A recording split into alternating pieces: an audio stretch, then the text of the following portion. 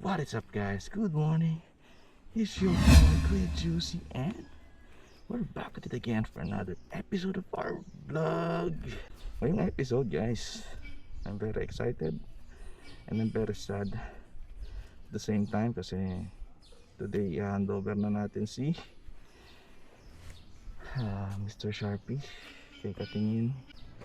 This will be our last time na makikita natin si Mr. Sharpie or masasakyan or mararide. So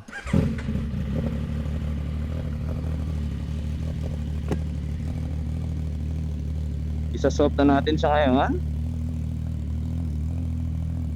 Uy!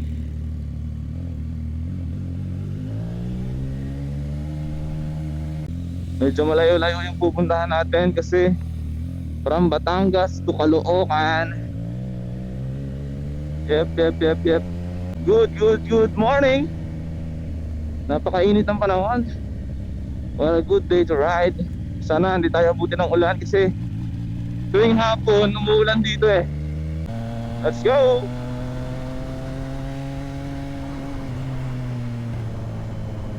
So for today's episode, punta tayo kay Katingin. Kasama natin ang isang tropa from CCR, si Brother Jonathan, isa natin besiwap. Tatagpuin niya tayo sa Caltex sa northbound. So kasama natin siya kasi kukuha naman siya ng ORCR niya kay Katingin. Kasi di ba nakipag-swap siya nung Z9 niya sa ZH2. So naka ZH2 na siya ngayon. Excited na rin ako makita yung bike. Hindi pa ako nakita ng ZH2 eh, ever since eh. Yun, so daan tayo saglit dito sa Petron Ibaan. Medyo mapapababa na ngayon, 82. Oh, diba, naka 6 liters na yung 500 natin. Let's go. Tanghali na tayo.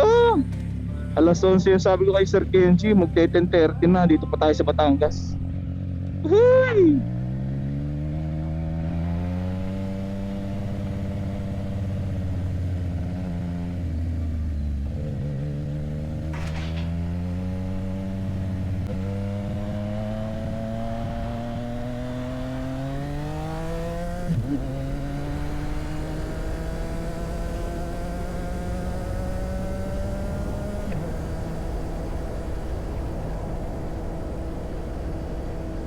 Dahan-dahan na lang tayo.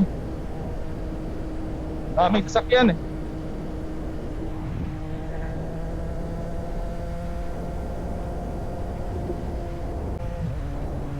Buti na lang kahit medyo mainit yung panahon, malamig yung hangin. So guys, abangan nyo kung ano yung kukunin natin na bike. Actually kahit ako sa sarili ko may idea na ako pero hindi pa ako sigurado kung ano yung kukuhanin ko. May mga pagpipilian tayo eh. So bahala na mamaya. Samahan nyo ko along the way. Peace! Yan, so dito tayo sa tagpuan namin ni Brother Jop. Hintay lang tayo rito.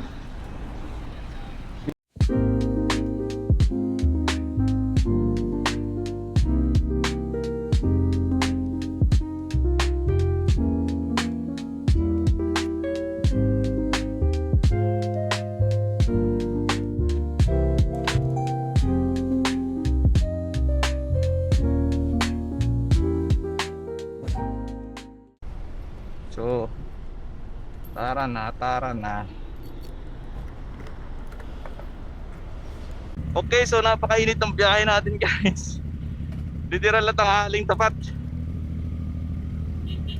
Ito yung bagong bike ni Brother Jonathan. Napakatinding ZH2. Woohoo!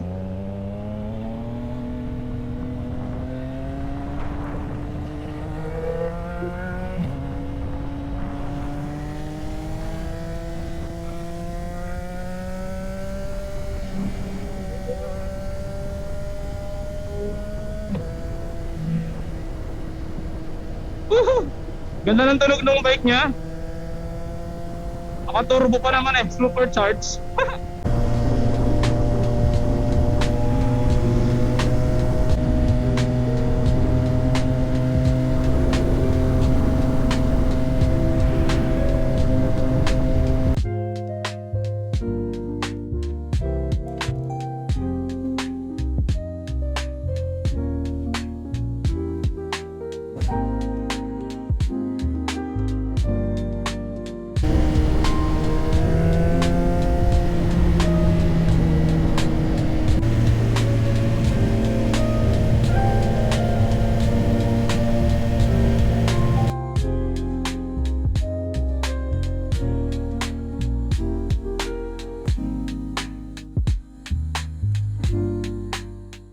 So what is up guys? So we are here at Katingin Bikes. And yan ang bike. Ibang iba siya sa personal. Mas matingkad yung pagkapula niya sa personal. Kasama natin yung mekaniko natin ngayon. Si Brother Jonathan. So sinama natin siya para may kasama tayong mag-check. Since bago pa naman yung bike, siguro mga minor scratches lang at mga wala namang major issue. So yun, done deal na tayo guys. So yung kinuha nating unit, CBR 650R. Makikita nyo sa kabila si Sir Kenji. Lalabas na natin, done deal na. Sir Kenji, agay. Kahit tayo konti sa camera, sa vlog. Oh, thank you so much. Thank you so much. Solid. So, ito mekaniko natin ngayon. Ako si Kranks ngayon. Si Kranks. Cranky. So, guys, sibot na tayo. Done deal na. Sound check. Sound check yan, guys. Napaka-smooth ng deal natin kay Sir Kenji. Napakababait ng mga staff. Ay, Sir Kenji, sobrang asikaso niya. No? At nakuha na natin yung bagong bike natin guys. Let me know what you guys think sa CBR 650i. Kasi ako, grabe, sobrang na-starstruck ako nung una ko nakita itong bike na to dito sa garahe. Hindi ko rin kasi nakikita pa sa kalsada to eh. Alright, let's go. Nung nakuha natin is 5,674. Yun, nawala na.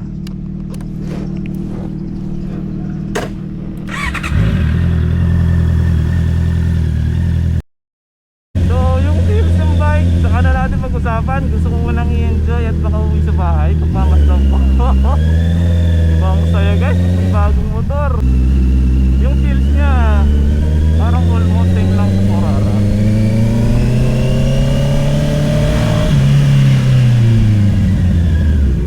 Lang talaga yung torque siguro. Anyway guys, gagawa tayo ng separate video para reviewin itong bike pag matanda maayos at i-critic ba. So sa ngayon, tatapusin ko na lang muna dito yung video. Saya talaga guys. Woo! Bike! Saya. So yun, tapusin ko na lang muna dito yung video guys. Kung excited kayo, mag-excited ako. Kung nagustuhan niyo yung video, please don't forget to leave a like at mag-subscribe sa channel natin sa baba.